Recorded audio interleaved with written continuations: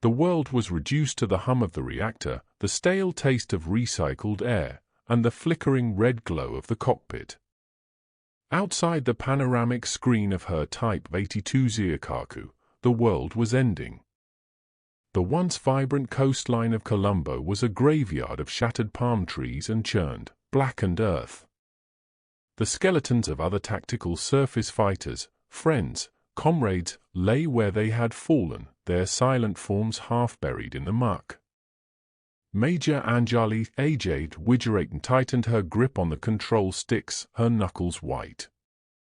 Her eyes, sharp and dark, flickered across the tactical display, absorbing the grim data. "Lucky, tighten up," she said, her voice a calm, steady force through the comms. "Your formation is sloppy. You're drifting 40 meters starboard." A crackling chuckle answered her. "Relax, AJ. Just giving the bugs a better look at this beautiful machine. They'll die of jealousy." On her secondary comm screen, Lakshan Lucky Fernando's grinning face appeared. He was chewing on a piece of betel nut, a habit their instructors had tried and failed to break. His helmet was pushed back, his ever-present confidence a stark contrast to the devastation around them. "This isn't a joyride," AJ replied, her tone leaving no room for argument. "We are the only thing between that horde and the Wijeratne. We hold this line until that ship is over the horizon." "Understood." "Understood, Flight Lead," Lucky said, still smiling. "But let's be real, they've got the 4th Division ahead of us. We're just the backup dancers." As if on cue, the strained voice of control shattered their bubble. "All Viper elements, this is control. Be advised, the 4th Division has been overrun. I repeat, the 4th is gone. The main beta advance is now entering your engagement zone. Estimate 5 minutes to visual contact." The grin vanished from Lucky's face. The cocky pilot was gone, replaced by the soldier. "Well, shit." AJ's mind clicked into a cold, familiar gear. "Viper team, weapons hot. Lucky, switch to long-range targeting. We'll soften them up before they hit the kill zone. Remember the drill, aim for the grapplers and tank class first. They break the line." "Copy that." Lucky's voice was all business now. "Let's dance." On the horizon, a dark stain began to spread. It wasn't a cloud or a shadow. It was a living, seething tide of chitin and claws, a wave of annihilation rolling toward them. Thousands of beta, a mindless, hungry swarm that knew nothing but consumption. AJ's stomach tightened, a familiar dread she always forced down with discipline. "Steady, steady," she murmured, more to herself than to Lucky. The front of the horde poured over a distant ridge, a river of nightmares made flesh. Tank-class beta, like monstrous, multi-legged bulls, led the charge, flanked by skittering soldier-class and hulking grapplers. "Open fire!" The world dissolved into thunder. The massive 36mm assault cannons mounted on their TSFs roared to life, the recoil vibrating through the massive frames of their machines. Shells tore into the front lines of the swarm, erupting in geysers of blue blood and fragmented alien carapace. "Ha! Got a whole family of tanks. Scratch 5. Lucky yelled over the gunfire. "Don't celebrate. Just reload. Your ammo count is dipping faster than mine," AJ snapped, her eyes never leaving her targeting reticle. But it was like trying to stop the ocean with a bucket. The beta didn't falter, didn't feel fear. They just kept coming, their numbers seemingly infinite. The distance closed with terrifying speed.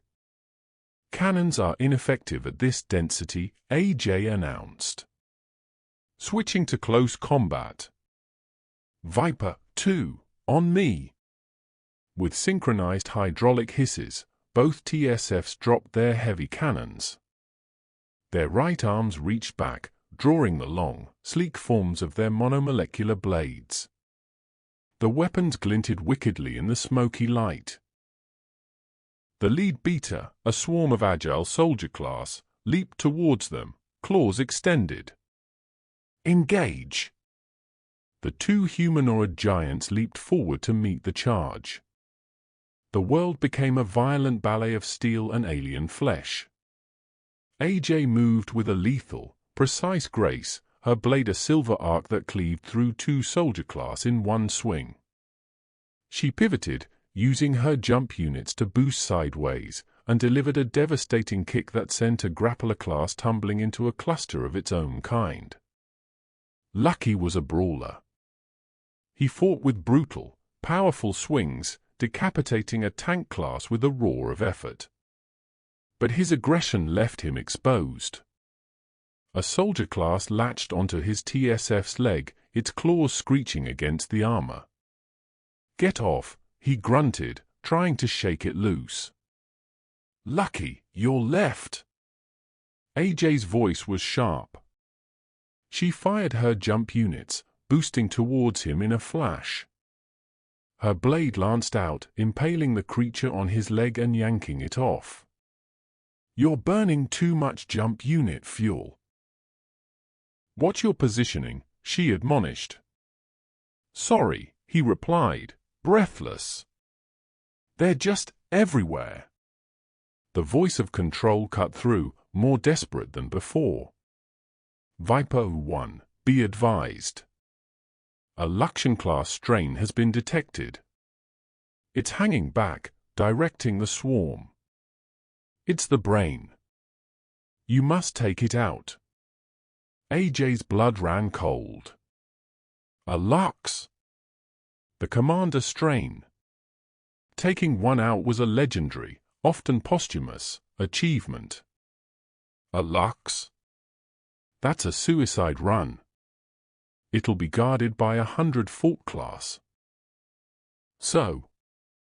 Lucky's voice came back, strained but defiant. What's one more stupid risk today? Inside her cockpit, alarms blared. Low ammunition. Damaged leg actuators. Overworked reactor. She was bleeding systems. She closed her eyes for a fraction of a second, seeing not the cockpit, but the faces of the people on that ship. Her people. Control, we cannot push that deep. We will be surrounded and destroyed. The Wijeratne reports laser-class strains are acquiring targeting solutions, Control replied, his voice cracking with strain. If that Lux isn't eliminated, the ship will be lasered in minutes. You are the only assets in range. Orders stand, Viper 1. The weight of the command was a physical pressure on her chest. It was a death sentence. For both of them. It was Lucky who broke the silence. His voice was different. Sober. Resolute. The boy was gone, only the man remained. AJ. They're right. It's the only way. Her throat was tight. Lakshan. I followed you into the academy, he said softly. I followed you into the STF. I'll follow you into this. For them. He didn't say for Sri Lanka. He said for them. The mothers, the fathers, the children on that ship. For a future. AJ took a sharp, deep breath. The grief and fear were shoved into a locked box, and the Major took full control. Her voice hardened into steel. Viper 2. Acknowledged. New objective. We break through to the Lux. I'll draw the vanguard. You use your remaining jump units for a high-altitude pop. You get the angle. You take the shot. Copy. Flight lead.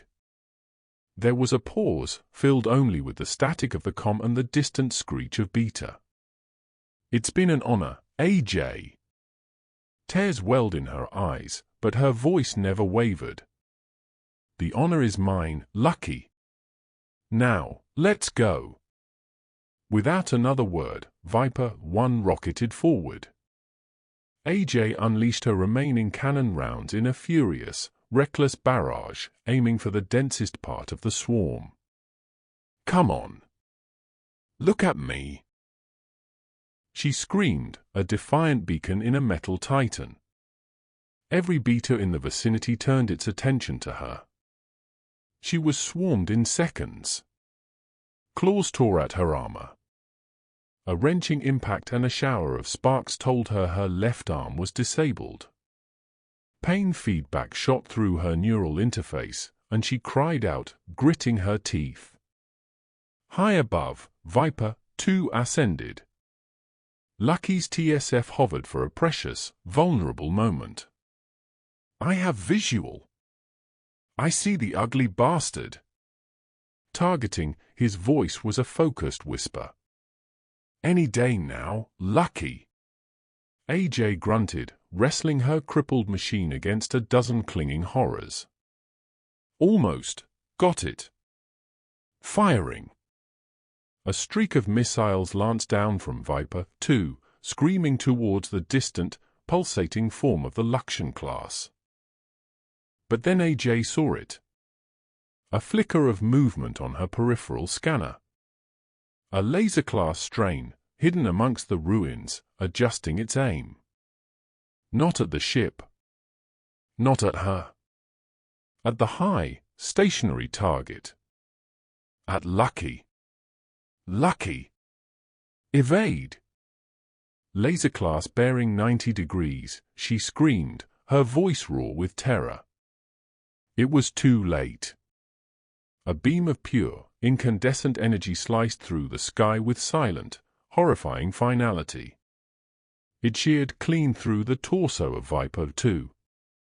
The transmission crackled, filled with a burst of static and a single, choked sound of pain. AJ. Then, silence.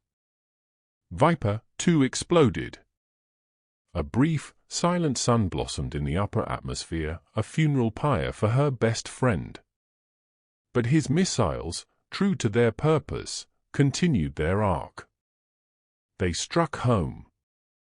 The Lakshan class erupted in a massive, satisfying gout of blue flame and liquefied organics.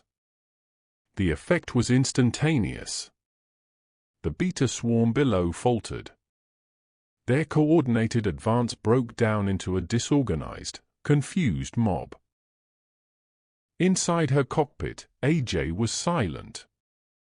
Tears streamed down her face, cutting tracks through the grime and sweat.